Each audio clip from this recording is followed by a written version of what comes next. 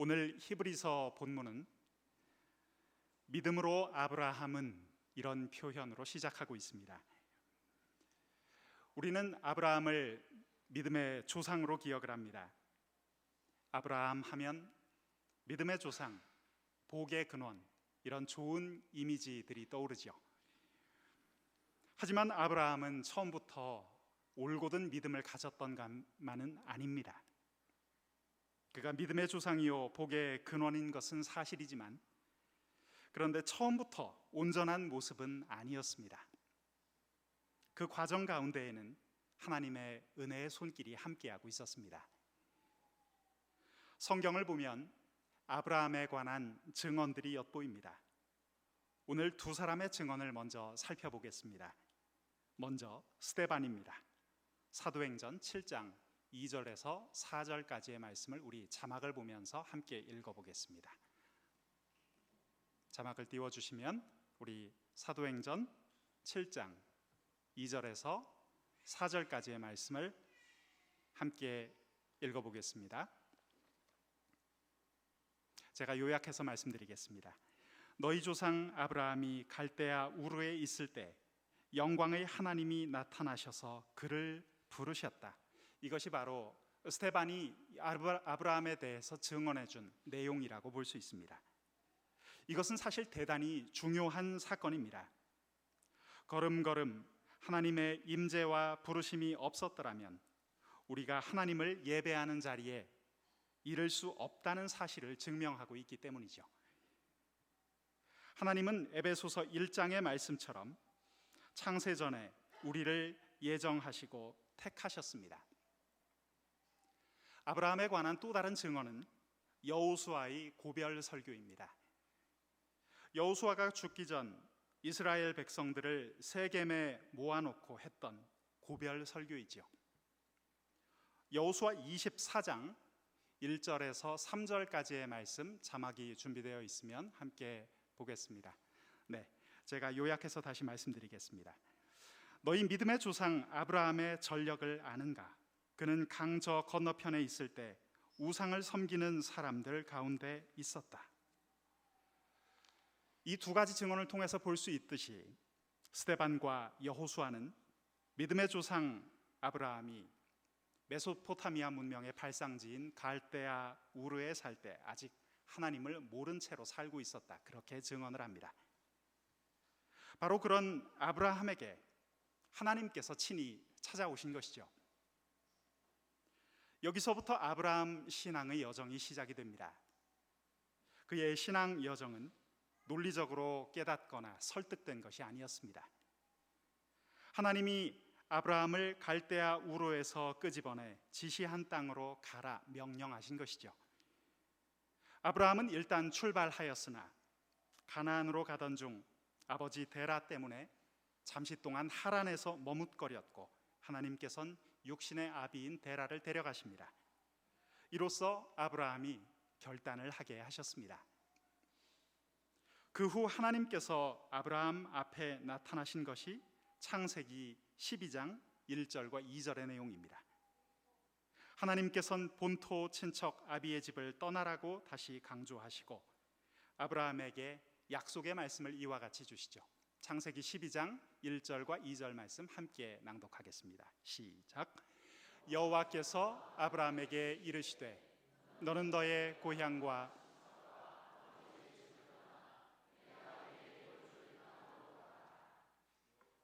내가 너로 큰 민족을 이루고 내게 복을 주어 너는 복이 될지라. 이것이 하나님께서 주신 약속의 말씀입니다. 그제야 아브라함은 하란을 출발해서 마침내 가나안으로 입성을 하게 되죠. 성경 앞뒤의 문맥을 보면 잘 알 수 있듯이 아브라함이 들어간 것이 아니었습니다. 사실은 하나님께서 아브라함을 기다려주시고 설득해서 데려가신 것입니다. 이렇게 가나안에 들어온 후 아브라함의 노정이 본격적으로 시작되죠. 우리는 이 과정을 생략한 채 온전히 이삭을 드리는 아브라함의 모습만을 떠올리기 쉽습니다. 얼마나 믿음이 좋았으면 자신이 아끼는 독자를 그렇게 드릴 수 있었을까 하는 생각을 하고 말이죠. 사실 아브라함의 전 인생을 살펴보면 창세기 22장 모리아산에 이르기까지 그의 삶은 좌충우돌이었습니다. 그때의 삶을 조금 더 살펴볼까요? 성경의 내용을 조금 더 들려드리겠습니다. 창세기 12장을 보시면 아브라함이 가나안에 들어간 지 얼마 되지 않았을 때 그 땅에 기근이 들었다고 했습니다. 이때 아브라함은 기근을 피하여 쉬운 판단으로 애굽으로 곧장 내려갑니다. 애굽은 하나님의 사람이 쉽게 의지해서는 안 될 땅이었습니다. 예레미야 선지자도 애굽을 의지하는 자는 상한 갈대 지팡이와 같다라는 예언을 한 적이 있습니다. 그때 아브라함은 애굽으로 간 데다 아내 사라를 누이라고 속이기까지 합니다. 아내의 아름다움 때문에 해를 당할까 자신이 두려웠기 때문입니다. 그렇게 애굽 왕에게 아내 사라를 보낸 아브라함은 엉뚱하게도 바로 왕에게서 큰 선물마저 받게 되죠. 성경을 보면 양과 소, 노비와 암수 나귀와 낙타를 얻었다고 했습니다. 이에 여호와께서는 바로 왕에게 큰 재앙을 내리십니다. 깜짝 놀란 애굽의 바로 왕은 아브라함을 불러 자초지종을 물은 후 그의 아내와 그의 모든 소유를 서둘러서 보내죠. 여러분, 여기서 보는 아브라함의 모습은 어떻습니까? 어딘가 우유부단한 그런 모습을 발견할 수가 있죠. 제가 예전에 큐티 모임을 하던 중에 어떤 자매가 그런 이야기하는 것을 들어본 적이 있습니다. 지금 읽은 이 본문에서 아브라함의 이 못난 모습이 얼마나 마음에 안 들고 답답했던지, 이런 사람이 자기 남편이라면 심하게 한번 꼬집어주고 싶다고 이야기하는 것을 들은 적이 있습니다.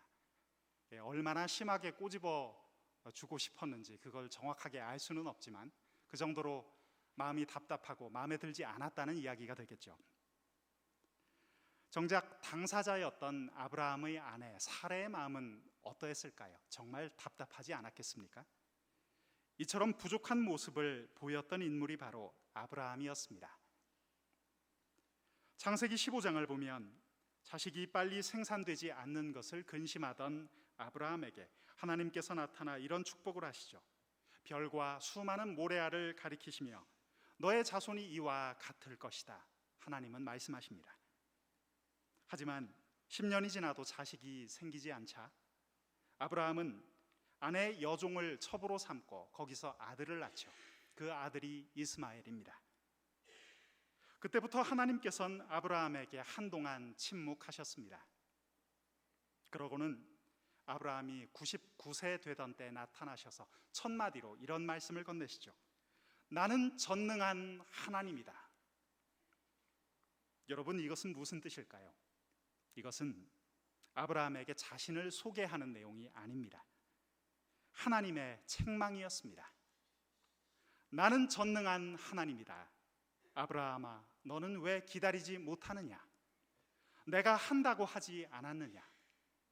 누가 저 별을 달았느냐? 누가 저 해를 달았느냐?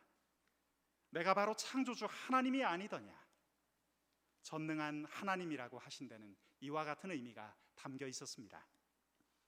이 말씀 앞에서 아브라함은 자신의 잘못이 부끄러워 좌절하고 말았을 것입니다. 사랑하는 성도 여러분, 이삭은 이때 주신 아들입니다. 이삭은 하나님 주신 빛나는 약속의 자녀였습니다.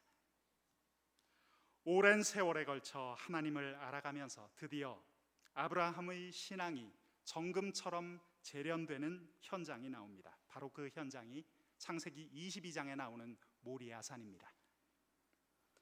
아브라함을 두고 우리가 믿음의 조상이라고 부를 수 있는 것은 그의 믿음이 처음부터 굳건했거나 처음부터 완벽했기 때문이 아닙니다. 그는 공로 없는 죄인이 은혜를 입은 온전한 모델이 되었습니다. 아브라함은 본토 친척 아비의 집을 떠나는 것을 처음에는 실패했으나 그를 붙들고 계시던 하나님은 성공하셨죠. 그런 의미에서 우리는 아브라함이 온전한 사람이라고 이야기할 수 있는 겁니다. 우리 또한 그렇지 않습니까? 우리도 아브라함처럼 부족함이 많은 사람들이 아닙니까? 하나님 앞에서는 보채는 어린아이와도 같습니다.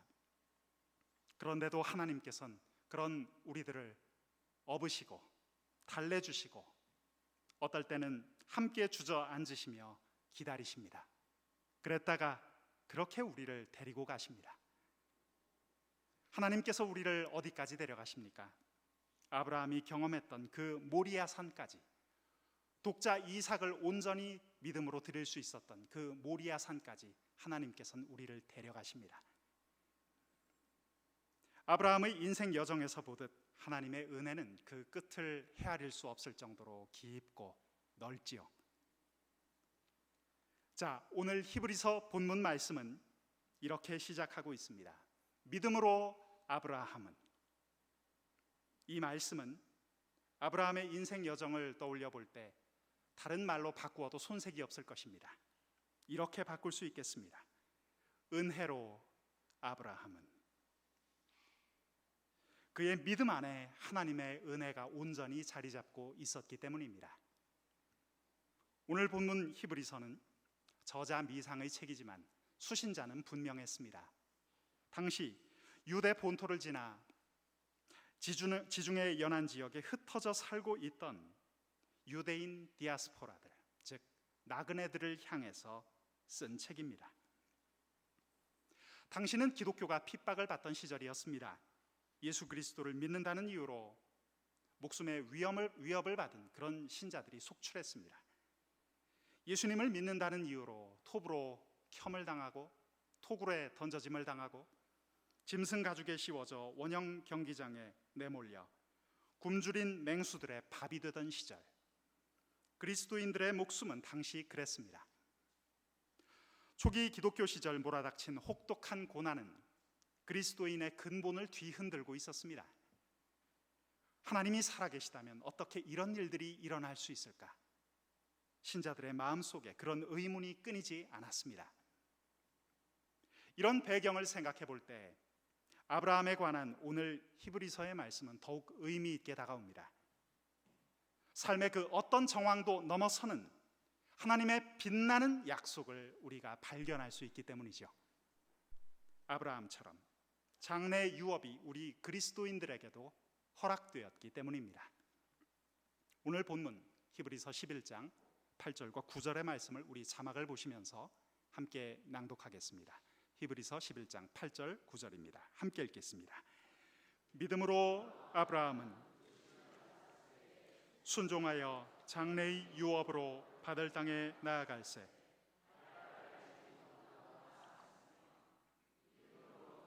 이방의 땅에 있는 것 같이 약속의 땅에 거류하여 동일한 약속을 유업으로 이삭 및 야곱과 더불어 장막에 거하였으니, 아브라함은 가나안 땅에 살고 있었지만 마치 이방 땅에 살고 있는 것처럼 살았고, 오늘 본문 표현처럼 그는 장막에 거했다고 했습니다.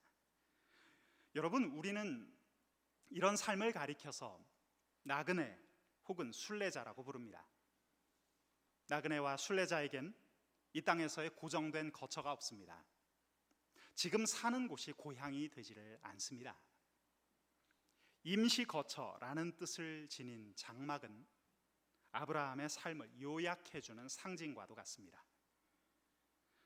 사도 바울에게도 그런 고백이 있었죠.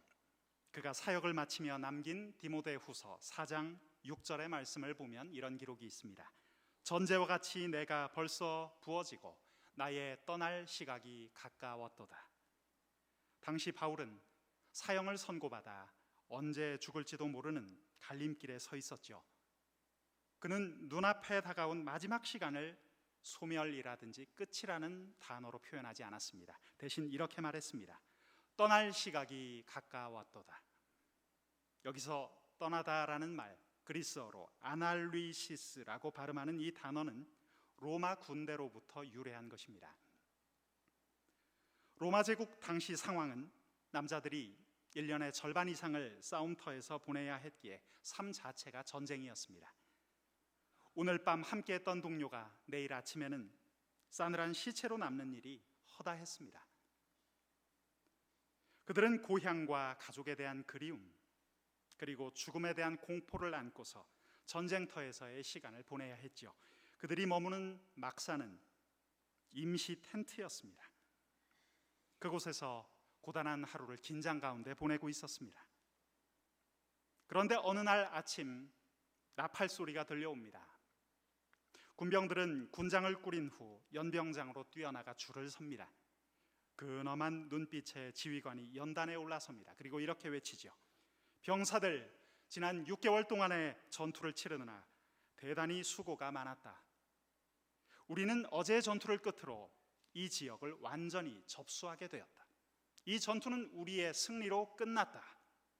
승리의 소식을 들은 병사들은 하늘이 무너질 듯한 환호성을 지릅니다.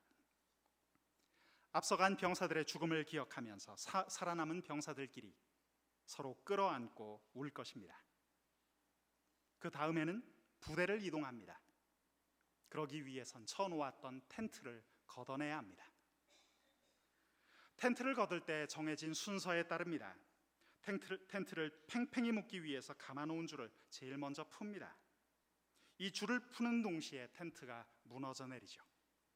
그렇기에 우선 막대기를 세워 거기에 천막이 걸쳐지게 한 후 이 막대기 끝에 줄을 묶고 양쪽으로 팽팽하게 당깁니다. 그리고 역방향으로 감아서 땅에 박습니다. 이 잡아당기는 힘 때문에 텐트가 팽팽하게 유지되고 공간이 확보되는 것이죠. 로마 병사들은 이런 텐트 안에서 매일매일을 삶과 죽음을 넘나드는 생활을 했습니다. 우리도 이런 생활을 상상할 수 있을까요? 여름을 맞아 캠핑을 한다면 일주일 정도는 낭만을 즐길 수도 있을 것입니다. 네온 사인이 가득한 도심에선 볼 수 없는 그런 별들도 볼 수 있죠. 까만 벨벳에 보석을 흩뿌려 놓은 것 같은 그런 밤하늘에 반짝이는 별들을 볼 수 있습니다. 그 쏟아지는 별빛 아래 시원하게 흐르는 냇물에 발을 담그고 풀벌레 소리를 들으면서 불빛 아래 책도 읽고 기타도 치고 노래도 할 수 있겠죠.